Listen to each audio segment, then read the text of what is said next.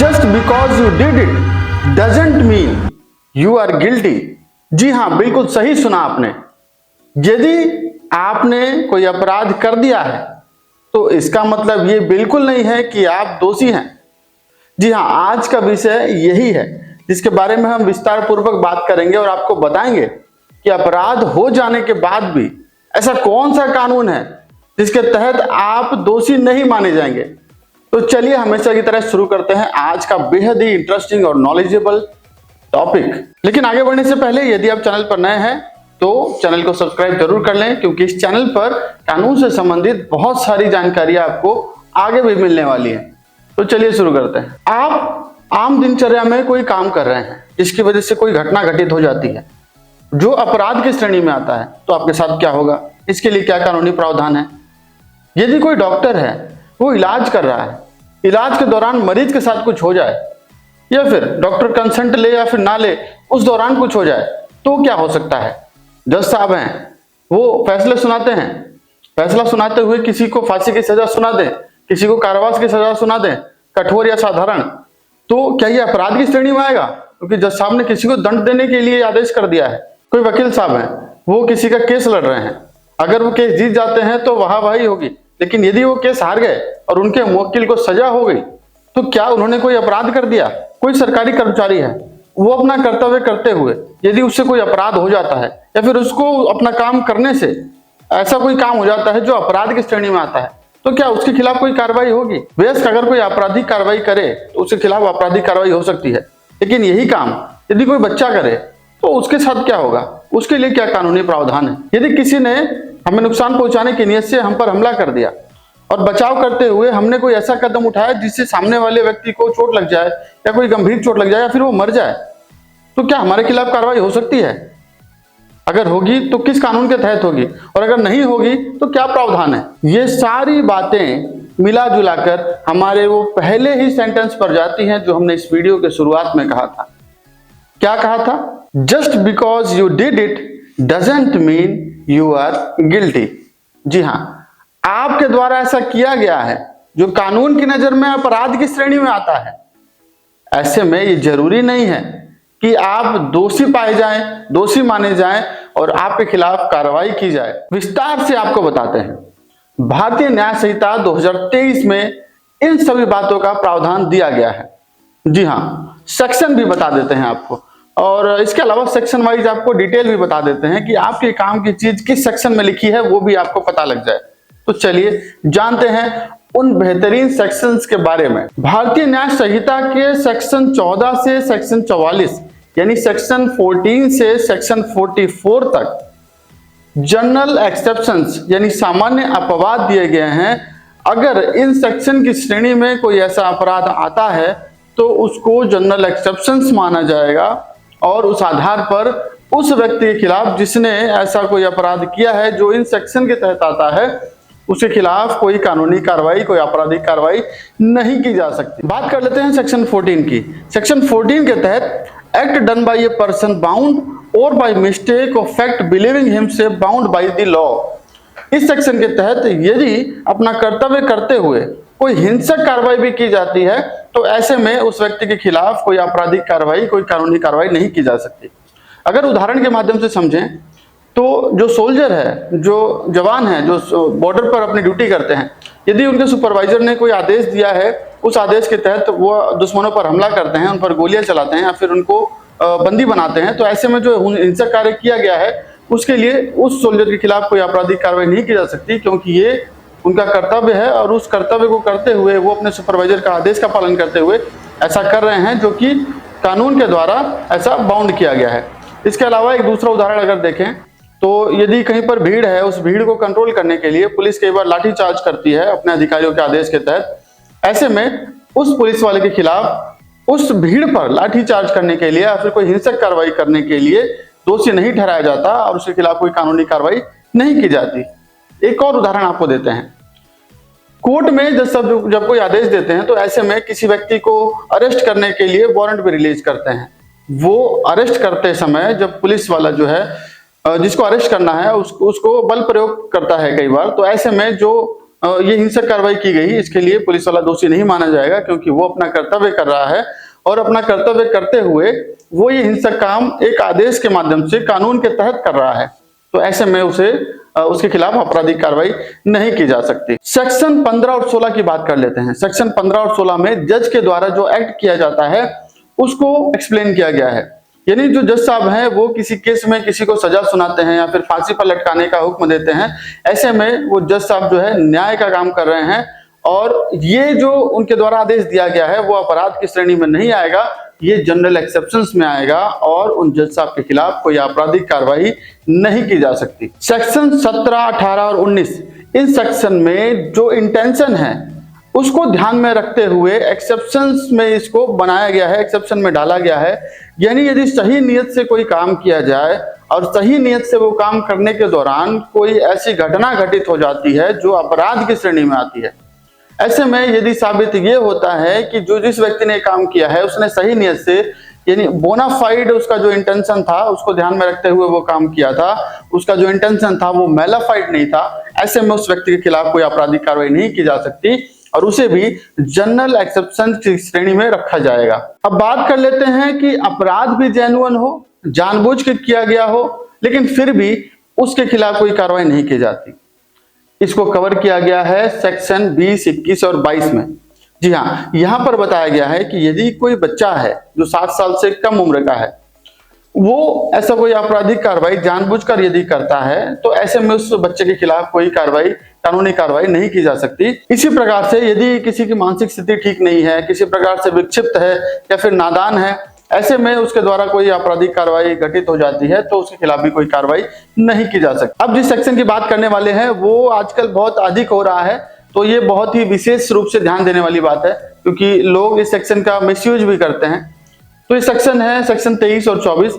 यानी यदि नशे की हालत में किसी ने कोई आपराधिक कार्रवाई कर दी है तो ऐसे में उसको जो है जनरल एक्सेप्शन के तहत माना जा सकता है, लेकिन यदि वो नशा जानबूझकर किया गया है और उस नशे के दौरान ऐसी कोई घटना घटित हो जाती है तो ये जनरल एक्सेप्शन में नहीं आएगा। तो बहुत ही क्लियरली इस बात को समझ लें, कहीं इस कंफ्यूजन में ना रहें कि नशा कर लिया और नशा करने के बाद कोई भी अपराध कर दिया और उसके बाद आप ये कहकर बच जाएंगे कि आप नशे की हालत में थे, आपका मानसिक संतुलन उस दौरान नशे की वजह से ठीक नहीं था, इसलिए ऐसी घटना घट गई, जबकि आप ऐसा नहीं चाहते थे।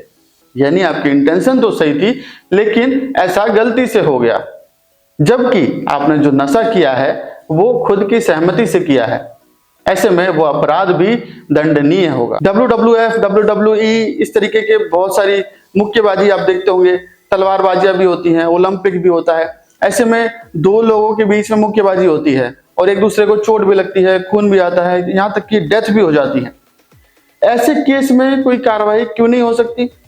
इसलिए नहीं हो सकती क्योंकि सेक्शन 25 इसका प्रावधान करता है, जिसके तहत अगर ऐसी कोई घटना दो लोगों की आपस में सहमति होने के बाद किसी को चोट लगती है, किसी की मृत्यु होती है, ऐसे में उस जिसने ऐसा किया है उसके खिलाफ कोई आपराधिक कार्रवाई नहीं की जा सकती, क्योंकि ये जनरल एक्सेप्शन का पार्ट है। अब बात कर लेते हैं डॉक्टर साहब की।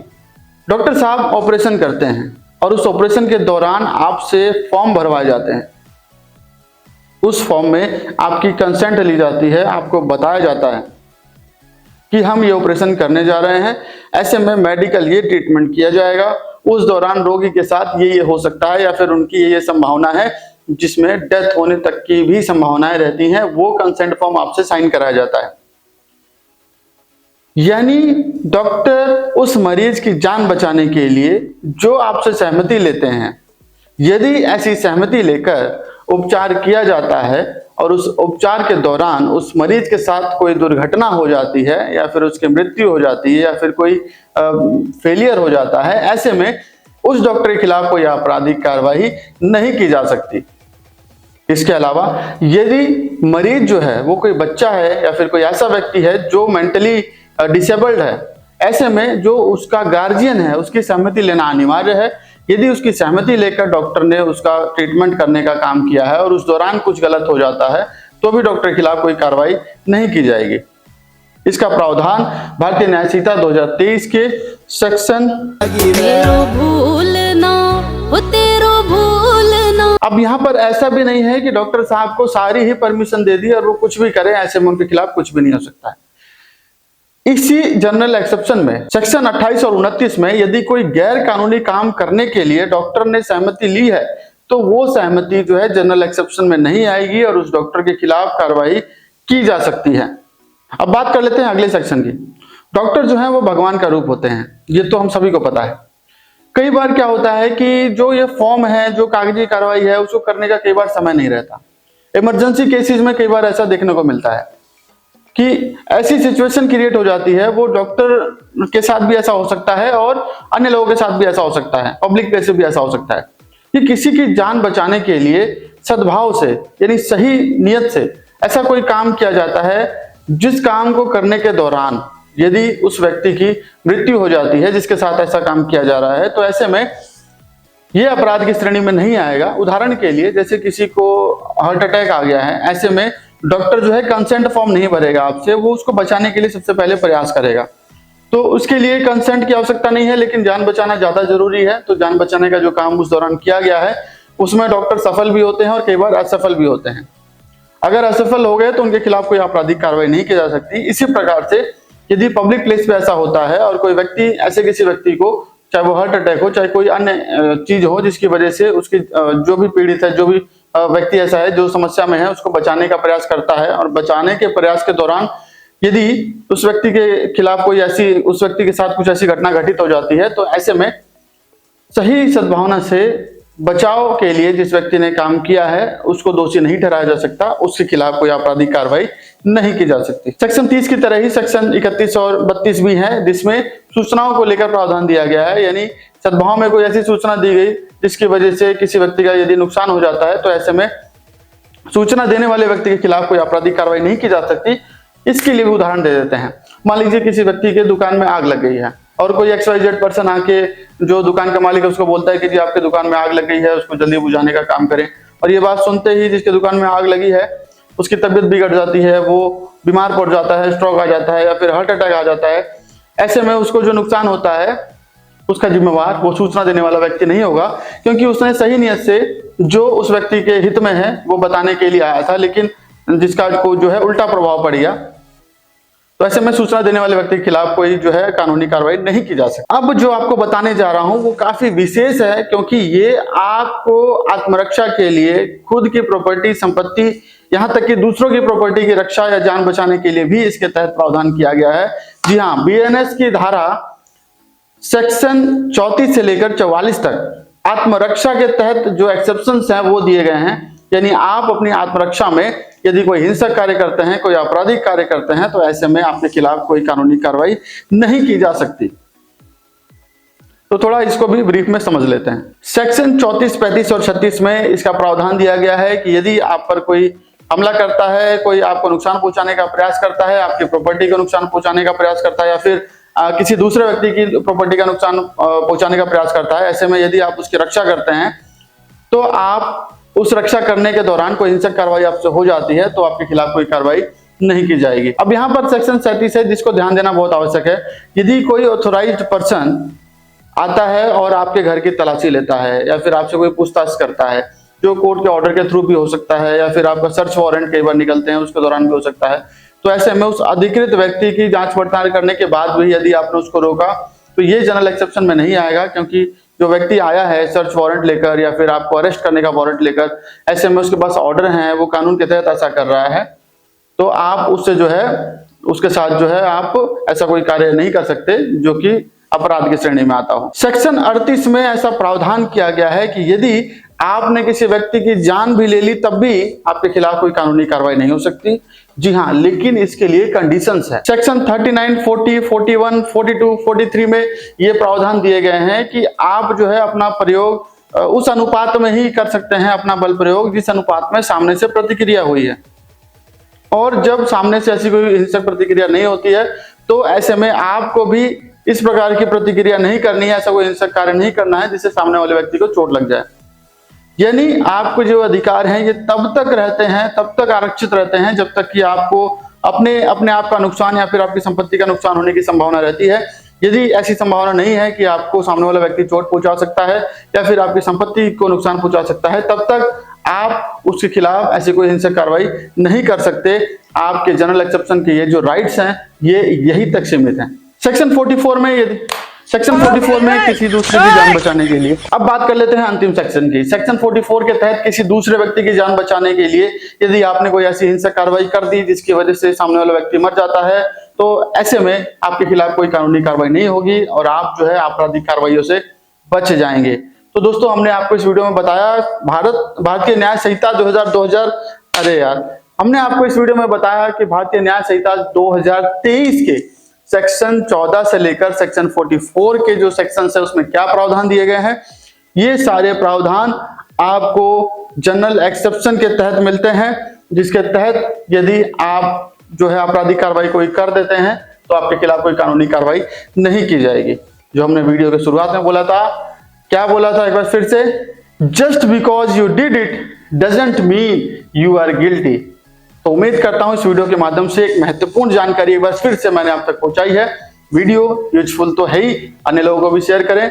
चैनल पर नए हैं तो अब तो लाइक और शेयर कर दो यार। मिलते हैं अगली वीडियो में, तब तक के लिए नमस्कार। चलिए छोड़िए, समझिए नहीं आया होगा।